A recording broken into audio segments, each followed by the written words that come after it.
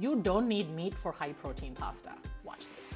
Pasta is my love language. When I lived in Italy, I probably ate pasta every single day. But pasta is not exactly known for being high in protein. And as a vegetarian and a new mom who's trying to get back in shape, protein is pretty high on my list right now. So I had to figure out a way to make my pasta actually high in protein without adding meat like my husband keeps suggesting, or just dumping a bunch of protein powder into my spaghetti. So I took 3 classic pastas and kind of flipped them on their head. Each of these is creamy, delicious, ridiculously good, and has at least 25 to 30 grams of protein in it without any meat. So today, we're gonna take lumpy old cottage cheese and turn it into the creamiest, dreamiest Alfredo sauce that ever existed.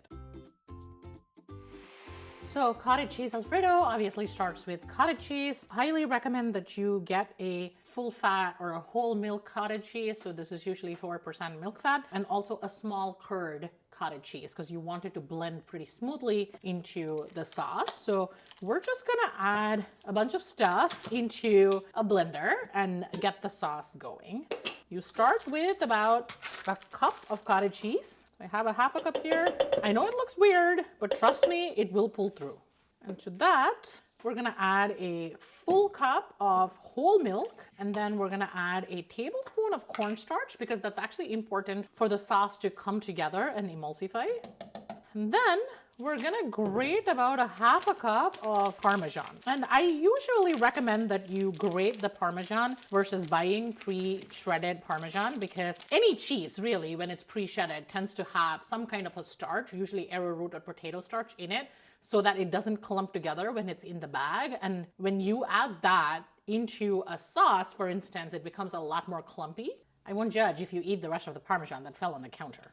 It's me, I'm talking to myself. Then a little crack of fresh black pepper, just a tiny bit of garlic powder to give it a little more flavor. And now we're just gonna blend all of this up. I know it looks like a smoothie, but trust me, it will work its Alfredo magic. That is a creamy sauce right there. And this sauce will thicken further when it goes on the stove, so don't worry about it right now. We're gonna set this aside until we make the rest of the pasta.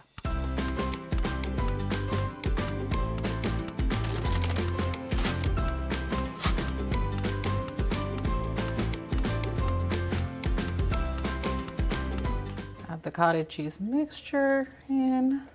Make sure you keep this on low heat. You don't want the mixture to curdle. Add some dried basil, a tiny pinch of paprika.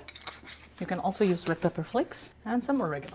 If you have Italian seasoning handy, you can also use that. Mix well and allow the mixture to reduce on low heat. As you can see, it has started to thicken up already. Add the pasta, toss to coat. It will reduce over time, so just give it a few more minutes. Resist the urge to turn up the heat. Won't make the cottage cheese curdle and will not taste like Alfredo. What if I put tofu in my vodka pasta? And if you're really surprised and you're like, Shruti, what are you doing? You gotta wait until you see the end result, because honestly, I think I actually like this version way more. Silken tofu is the key here. It's gonna form the creamy base of the sauce. It blends right in. You won't even be able to tell that it's tofu, but adds a delicious high protein creaminess to the pasta. So what we're gonna do is grab a full package of silken tofu, and we're just gonna blend it. And look at that. Just look at how creamy that is. So that's all tofu. We're gonna set this aside for the time being until we make the rest of the pasta, and then I will just add this in place of the heavy cream. Start with a bit of olive oil and some butter. You wanna stay at a medium heat, and then add the shallots. Cook a little bit. And then tomato paste. Usually use about half a tube. I'm using minced garlic, but you can also use real garlic. Then a teaspoon, but a teaspoon of Calabrian chili. I want to give this a good mix. And as it's cooking, add about 1/4 to 1/3 of a cup of vodka to deglaze the pan. You want to cook this for about 2 to 3 minutes until the alcohol is fully burned off. And don't worry, you are not going to get drunk eating the pasta. The alcohol will be fully burned off before you eat it. Now you'll want to add crushed tomatoes, about 14.5 ounces. Let this cook down a little bit. Here you'll want to add some nutritional yeast for umami. We'll also be adding Parmesan later, and some smoked paprika. Let this cook down for about 3 minutes. It should thicken considerably, like you see here. You don't want it to start browning, so make sure you turn the heat to a low before you add the silken tofu. You'll want to incorporate about a 3/4 to start with. Slowly incorporate it. You'll want the heat very low here, so you don't curdle the tofu. You can also use a whisk if you would like. I'd already started using a silicone spatula, so I am gonna stick with this. A little bit of salt, touch of black pepper, creamy and delicious. We add pasta straight in, a good toss to combine. I like my pasta pretty saucy, but if you want, you can reduce the amount of silken tofu or the tomatoes, but why would you? And you're done.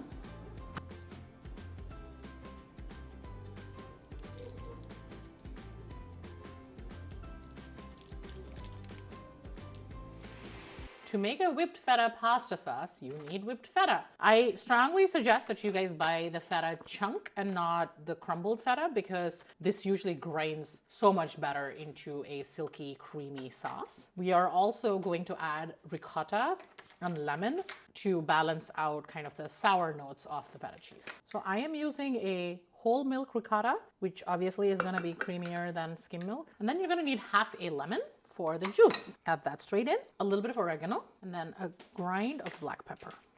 And we're just gonna blend it all together. And then you're gonna need about 2 tablespoons of olive oil. This is what gives it the smooth blend. Now we're just gonna blend it together. And that is perfect. It does look a little thick right now, and that is intentional because we will be thinning it with the pasta water a little bit later to convert this into more of a smooth and luscious sauce.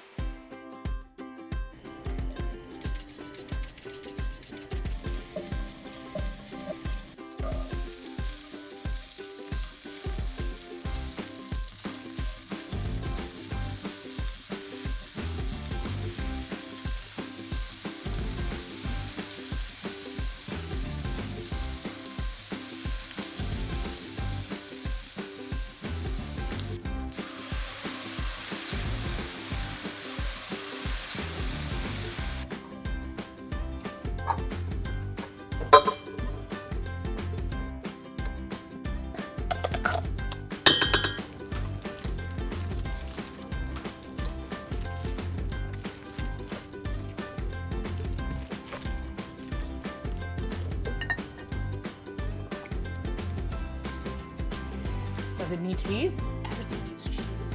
More cheese. Let's put it to the taste test.